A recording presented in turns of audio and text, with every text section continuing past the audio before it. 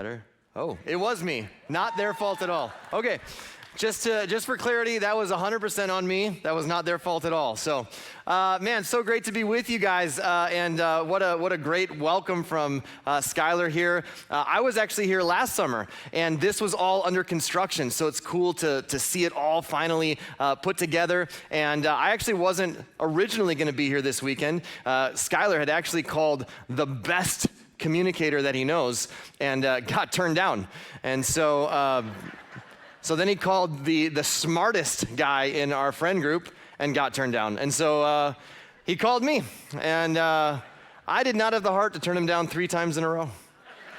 So here I am. Honestly, we've been friends. This is crazy. We go way, way back to the 1900s. We've been friends since the 1900s. We both were youth pastors working in the Chicagoland area and met in 1997. We've been friends for about 27 years, so it's so fun to be able to be here with you guys. Him and Amy, you guys have incredible pastors. We've become such good friends of theirs, and they've become such good friends of ours. And together, man, they do so much behind the scenes that you may not even be aware of. They do so much to serve. They do so much to sacrifice. They do so much to lead. You have no idea what goes into all of the ins and outs of running a church, and I'm telling you, they are some of the absolute best in the country, okay? You got it. Amazing. So, I'm just excited to be here for this series. Last fall, I went to pull up my Facebook, and it had somehow gotten hacked. My Facebook was hacked. And so I was trying to figure out, how do I get this thing back? I spent almost 12 days in Facebook prison. My Facebook, I kid you not, was in Vietnamese for 12 days. I could not figure out how in the world someone had gotten hacked into my account, changed all of my settings to Vietnamese, and I would go and change it back, and somehow they had access to something, and every day it would go back to Vietnamese. And I couldn't figure out, how in the world can I get this? And finally, I had to literally upload my driver's license to Meta and prove to them that, hey, guys, I'm not Vietnamese, and I don't know how to speak this language. And so finally, I was able to get it restored and get like 2-factor authentication. And it caused me to think about, after thinking about all that stuff, how many times have you stopped and read all of the fine print when you've seen this screen? This screen, terms and conditions. How many of you say, yeah, I read all of those all the time, right? None of us. Be honest, have you ever read any of those to the end? Do you just click I agree without reading the fine print on this agreement? Yeah, that's every single one of us. I'll be honest, I've never stopped to read this. I scroll as fast as I can to the end and I click agree. I might be giving my kids away. I might be sending half of my paycheck to someone. I might be converting my entire Facebook to Vietnamese. I don't know. But I have never actually read the fine print. In fact, statistically speaking, here's what's amazing. They've actually done studies on this. More than 99% of people never read the fine print on terms and conditions. They simply click, I agree. And I think sometimes we read the scriptures that way. I think sometimes we do that in our approach to studying the scriptures, reading the scriptures. We love the overall idea, right? I love the overall idea, but I don't want to take the time to study the fine print and see how it will actually impact my life. And so, my hope today is that as we read some of the verses that we're going to read today, I want us to take the attitude and the posture of a school teacher from Georgia named Donalyn Andrews. This is Donalyn Andrews. She is a school teacher. Doesn't she look happy? Wouldn't you want her being your teacher? She just seems so kind, teaching some algebra, right? But she decided 5 years ago that she would have a new rule for her life. Every single document that comes before her, she would read it fully before agreeing or signing. Now, I can tell you she does very little else in life besides read documents at this point, but here's the deal.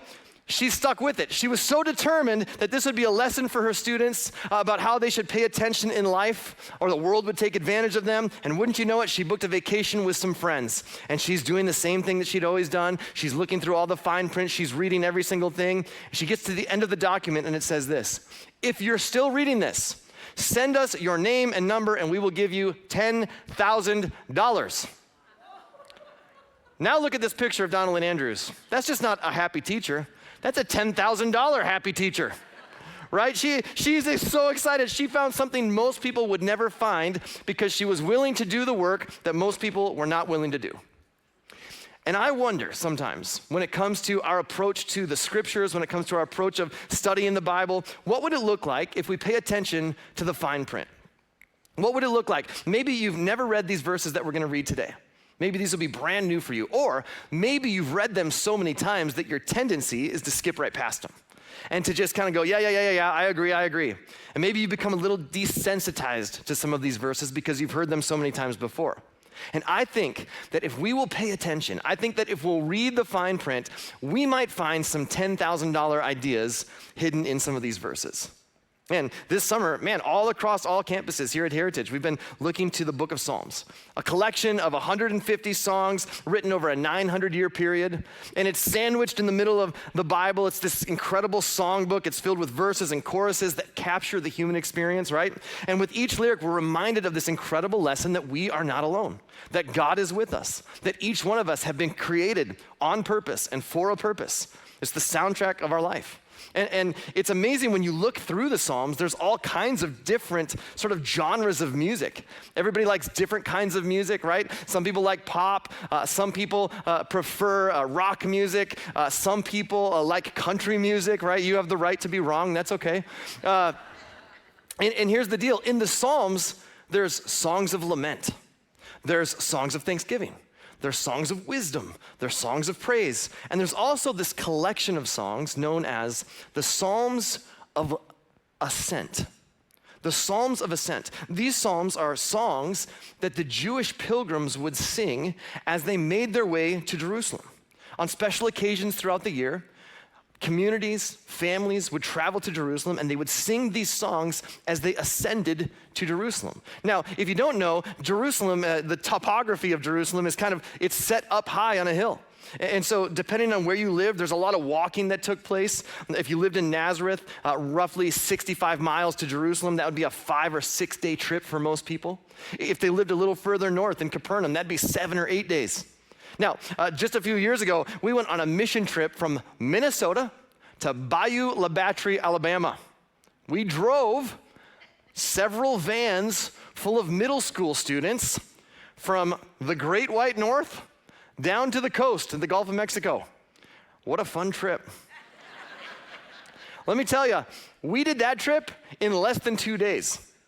I can't imagine traveling 7 or 8 days on foot and you're only traveling about 70 miles. It's amazing, right? I can't imagine doing that, but most Jews would do that 2 or 3 times a year. And they would travel together as families, sometimes even villages. And they would make their way to Jerusalem on a journey together for certain celebrations and festivals. And here's one thing that is absolutely true of all of us. All of us are on some journey in life, aren't we? This is a fact. Maybe it's not a physical journey. Maybe it's not this ascent to Jerusalem, but the reality is all of us are on some kind of a journey in our life. We're on a journey of trying to connect with God. You might be on a journey of trying to fix a broken marriage. You might be on a journey of parenting teenagers. You might be on a journey of being single. You might be on a journey of trying to get your finances in order. You might be on a journey of rebuilding your life after it's been broken. Maybe you're in a journey of dealing with your mental health. And here's what I know is true of every single one of us. And I know it's true of you because I know it's true of me. That all of us, while we're on this journey, all of us need help along the way, don't we? It's difficult. This journey called life is not a journey that is meant to be lived alone. All of us need help along the way. And one of the songs that the Jewish people and the pilgrims would sing as they made their way on this journey and they would ascend to Jerusalem, they would sing the words of this psalm, Psalm 121. They would sing it as they made their way through the hills and through the mountains in Jerusalem. And here's the opening phrase. I look up to the mountains. Does my help come from there? It's such an interesting statement followed by this somewhat rhetorical question. I look up to the mountains. Does my help come from there? Does my help come from the mountains? So let me give you a little context. Even though Jewish people would travel together as families or as groups on their way up to Jerusalem, it was a very dangerous journey. And it was common for people to experience a lot of fear and a lot of anxiety because of all of the uncertainties of the unknowns on this journey. Remember, this is a time period where there's no cars, no buses, no air conditioning, no running water. There's no law enforcement. There's no emergency medical services, no convenience stores or urgent cares. They're just no cell phones, no hand sanitizer. A lot can happen when you're on this journey traveling through hills and mountains. And of course, you don't need me to tell you this because humans often experience anxiety and fear today in this journey called life. We understand this. And the reason is because there's so many unknowns. If you look at the journey we're on in our own lives, there's a lot of unknowns, right? There's a lot of fear in regards to, well, what's going to happen in our economy? There's a lot of fear and anxiety around that. There's a lot of fear and anxiety surrounding a lot of social issues that impact our relationships with loved ones and friends and maybe neighbors. Fears related to racial tensions, political division. We're heading into this election season, and it's just one of these things where you're like, oh man, I got to be really sensitive. I don't know where people stand. And fear of rise in addictions and loneliness and poor mental health, and fear just surrounding the future of our kids. When we think about our kids and the future they're going to have, there's a lot of unknowns, and there's a lot of fear and anxiety that we deal with from that. And many of the previous cultures that had lived in the land of Israel, up until this time, they worshiped other gods on these very mountains. And so this is a way for the children of Israel. They're making their way up, and they could still see the altars that stood as monuments to these other gods that had been worshiped by the people who lived in this land before them. So they asked this question. I look up to the mountains. I look up to these other gods. I look up to these other deities. I see their monuments on the hills and the mountains surrounding Jerusalem. Does my help come from them? They ask this rhetorical question, right? Whenever there's fear, it's natural as humans to point to someone or to something that we think will fix the problem. We just want to identify a solution. If we would just listen to the right doctor or the right scientist, if we would just elect the right politician or pass the right legislation, if we would just follow the advice of the right author of the right book, if we would just invest in the right stocks, or if we could just find better therapists or better, psychologists, we're looking for that one thing. What is that magic bullet that will just help us to deal with life? And our tendency is to think, man, if I could just find that right one thing, whatever it might be, our fear would go away. We could solve that problem. We could find a solution. And so as the Jewish people make their way to Jerusalem, they sing together. I look up to the mountains where there's lots of unknowns, where there's lots of uncertainty, where there's a lot of fear, where there's a lot of anxiety, and possibly even other deities I could rely on. And I ask this rhetorical question. Does my help come from them? Does my help come from there? And the implication is, of course not. And so they say, as they continue into the next verse, they sing this, my help comes from the Lord who made heaven and earth. My help comes from the Lord who made heaven and earth. My help doesn't come from the mountains. I'm looking to the one who made the mountains. I'm not looking at simply the mountains. I'm looking to the one who made the mountains. My help doesn't come from the other gods who stand on those very mountains. I'm looking to the one who made the mountains. What an absolutely game-changing shift in perspective. Not to just look at the mountains, but to look at the one who made them. Wouldn't it be amazing?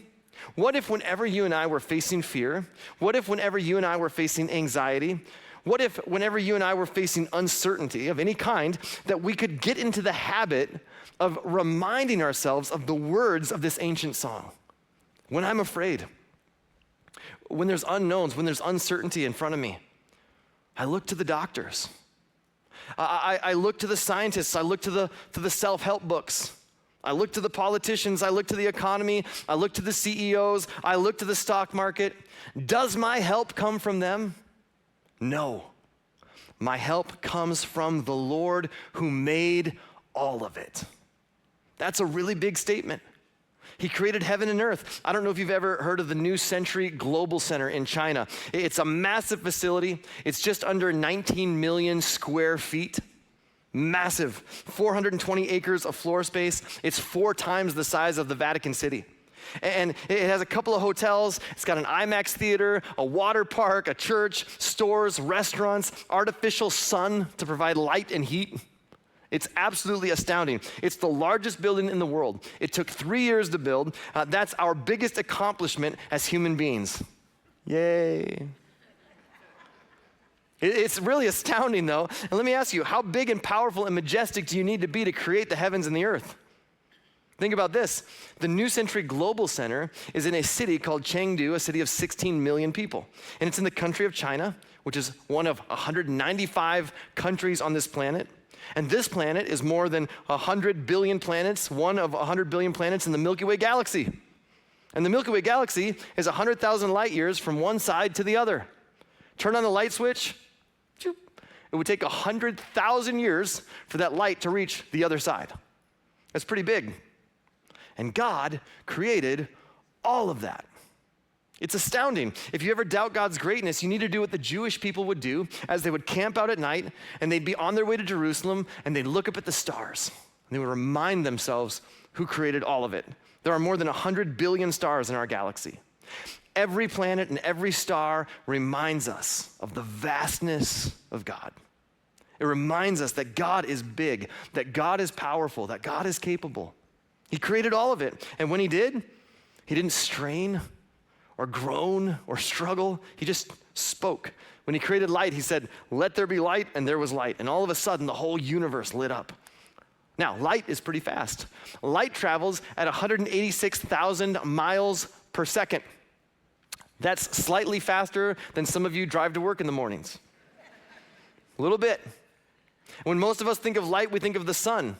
The sun is perfectly placed 93 million miles away from the earth. Now, I know no one cares about that, but it's important. If it were 93,000 miles away from the earth, we'd have a problem. SPF 50 would not cut it.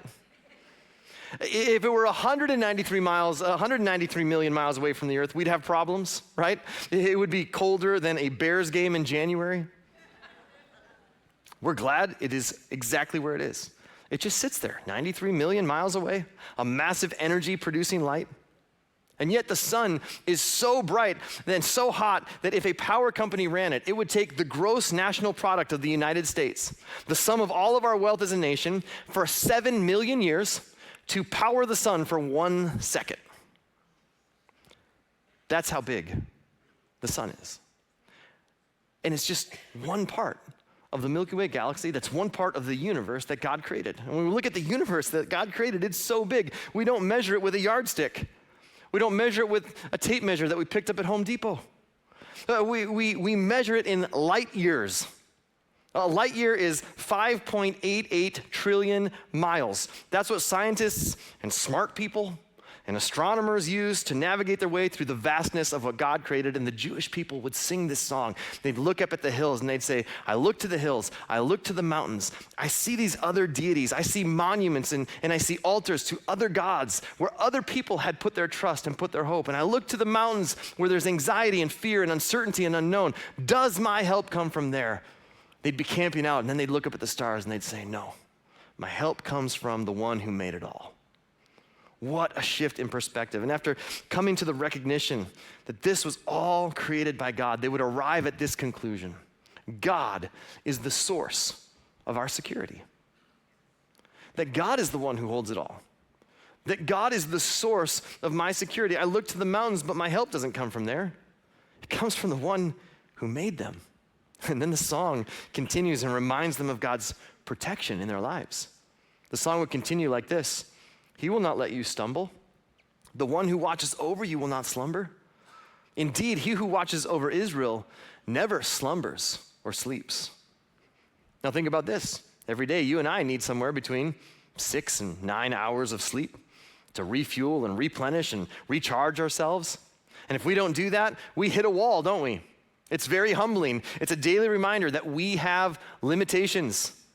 The world record for going without sleep is held by a man named Randy Gardner. Back in 1964, when Randy was 17 years old, he stayed awake for 11 days and 25 minutes without nodding off.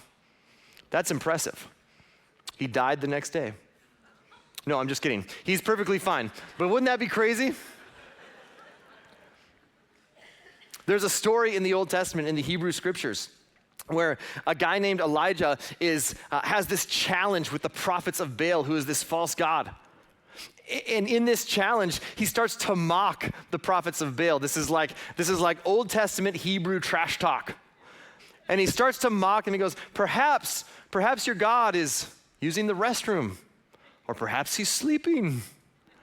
And there is this idea that maybe perhaps God has fallen asleep and forgotten about you. And he's sort of taunting and mocking the prophets of Baal with this idea. And what the people of Israel would remind themselves is this: God does not slumber. He doesn't sleep. He hasn't fallen asleep on the job. He hasn't forgotten about us. The Song of Ascents reminds us that God never takes a nap. He's never nodded off. Throughout all of human history, he has been awake and he has been aware of what's happening in the world, what's unfolding in our world, and what is unfolding and what is happening in our lives personally. And the song would continue, the Lord himself watches over you. The Lord stands beside you as your protective shade. God watches over you. He watches over me. His understanding of us is limitless. He knows all about us. He knows our strengths and our weaknesses. He absolutely knows our thoughts and our fears and our insecurities. He understands the problems that we face, the uncertainties that we face. He knows the things that devastate us. He knows the things that bring us joy. He knows who is for us and who is against us. He knows where the pitfalls are that are in our path. He knows every decision we make and the results of those decisions. He knows what is best for us. He knows what is destructive for us because he is for us. And God knows all about us, and he watches over us. And think of how powerful this is for the Jewish people as they would travel to remind themselves of God's faithfulness to them in the past. In fact, multiple times throughout Israel's history, different tribes, different people groups, different nations, different empires had tried to crush them. Not just one person here or there, but the entire nation of Israel. And it's never worked. And there certainly have been long seasons where the Jewish people were scattered, but they've never been annihilated. And this nation that's just a little bit bigger than New Jersey on a map has somehow survived thousands and thousands of years of difficulty and challenge. And so the Jewish people would sing this and they would remind themselves, it is the Lord who watches over us. The Lord stands beside us as a protective shade. He sees us. We are not forgotten. And then the song would conclude, the sun will not harm you by day, nor the moon by night. The Lord keeps you from all harm and watches over your life. The Lord keeps watch over you as you come and go, both now and forever. Every day in this journey called life, we're faced with uncertainty. And here's the question that we've got to ask ourselves. Here's the question that we ask maybe when our head hits the pillow at night and nobody else is around, maybe just in the honesty of those moments when we're alone. How do I navigate my loneliness? How do I get the courage to face what I'm facing? How do I make it through this changing season of my marriage? How do I overcome my addictions? How do I get past this divorce? How do I fix my personal finances? How do I care for my aging parents? How do I reconcile with that child that has gone away and I'm trying to restore that relationship, but I'm just not quite sure how to do it? How do I best guide my young children, my teenage children? How do I improve my career or manage my anxiety? And the bigger the mountains are in life's journey, the more challenges or unknowns that we face, the easier it is to try to find a way to numb our fears, to numb our insecurities, to just escape. And so we do different things in different ways to try to escape it. Maybe we just take a long walk or hit the gym, or maybe you binge TV. You know, all of a sudden it's like Netflix is checking in on you like, hey, you still watching this? Anybody ever had that experience? You're like, wow, maybe it's time for me to turn Netflix off if they are actually checking to see if I'm still alive. Maybe you swing by the liquor store or you do some online shopping, right? A little retail therapy.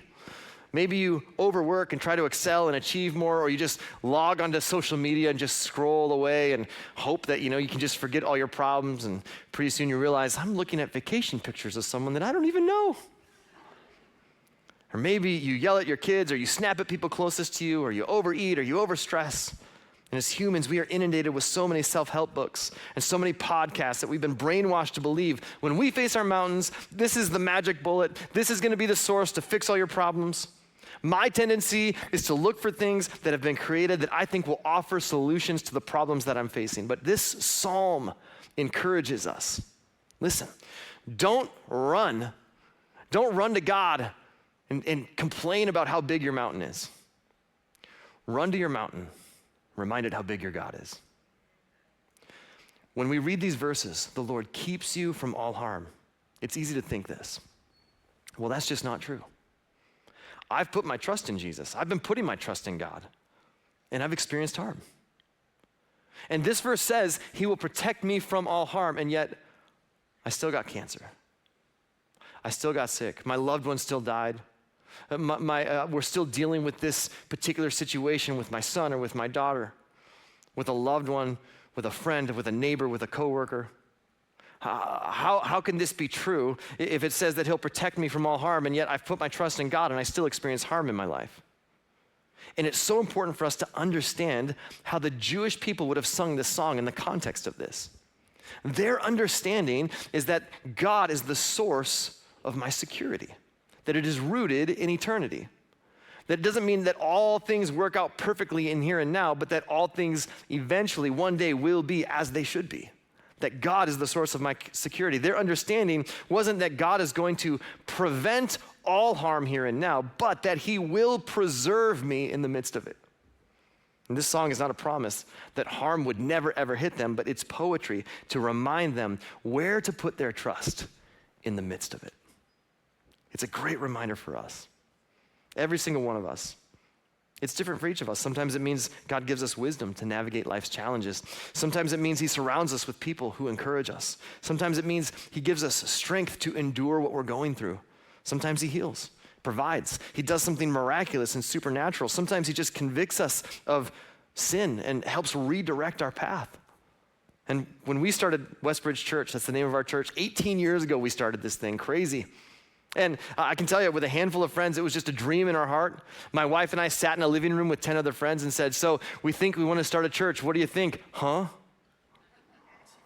We knew what it couldn't be, what it shouldn't be, what all the things we didn't want to do, but we had no idea how to start a church. We just thought if you hang out in a living room long enough, it turns into a church, right? We didn't have resources, we didn't own facilities, we didn't have crowds of people showing up. We stepped into our fears and we experienced this reality over and over and over again. God is our helper in every season of life at Westbridge Church. Last summer, Heritage Church began a construction project without any idea of where the finances were going to come from. That's crazy. I don't recommend it. But you know what's amazing? We came last summer and I got to see this shell, this empty shell that was just concrete and a bunch of steel. And here's what's amazing. In every season of Heritage Church, God shows up. He brings people together. He's moved on the hearts of individuals to sacrifice financially. He sparks vision in people who step up and volunteer. He opens doors to build facilities and welcome more people. He creates bonds and relationships between people. In every season, there's people who step up and lead and serve and volunteer and sacrifice. Every hurdle that the church faces, every challenge we encounter, he brings the right people together to lead through those times. When I go through uncertainty, when I go through difficulty, when I go through hardship, I look to all the things that I think will restore and renew and fix and solve. Does my help come from there? No, my help comes from God. So let me ask you something. What are the challenges that you're facing in this season of life? What are the things that you're going through? What is this season bringing your way? And where are you tempted to find the solution in other things rather than in God? What are the mountains that are causing you fear and anxiety in your life? And when you feel overwhelmed with what's in front of you, may you remember the words of this ancient song.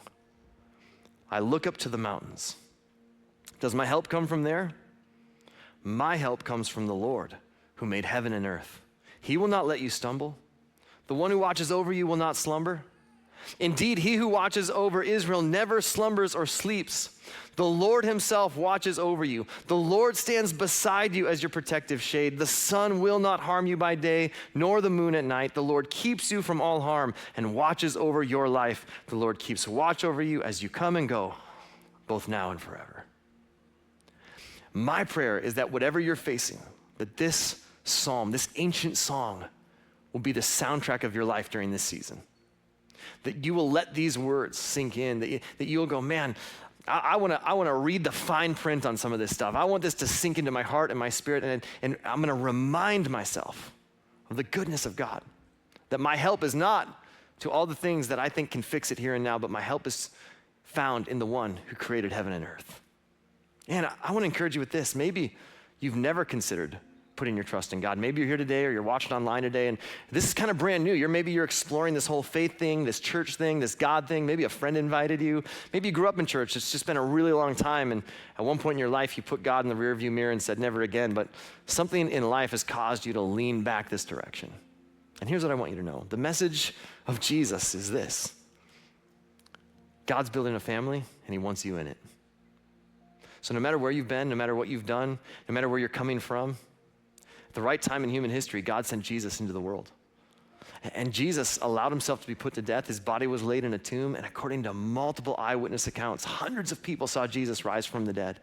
Here's why that's so important. It means death is not the end. It means there's more to this life than this life. And you and I have been invited to be a part of God's family, not just here on earth, but forever. And you don't behave your way into that. You don't have to earn your way into that. You don't church attend your way into that. It's simply an invitation that's been extended from the God who created everything and created you and loves you.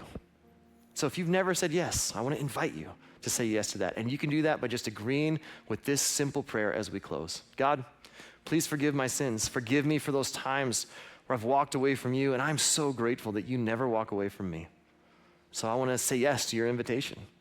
Make me your son, make me your daughter. And I got a lot of questions, and I got a lot of baggage, and I got a lot of stuff that we got to sort out. But at the heart of it, if the message is that you're inviting me to trust in you and to be a part of your family, I want to say yes to that. So help me to trust you and help me to follow you with my life. And then God, I pray for every one of us as we're in this journey of life, with all of its difficulties, with all of its ups and downs, with all of its uncertainties and unknowns, with all of the fear and anxiety that we face. May the words of this ancient song remind us that our security is found in you, not in everything that's around us, not in the solutions that we find here in this life, but to the one who made it all.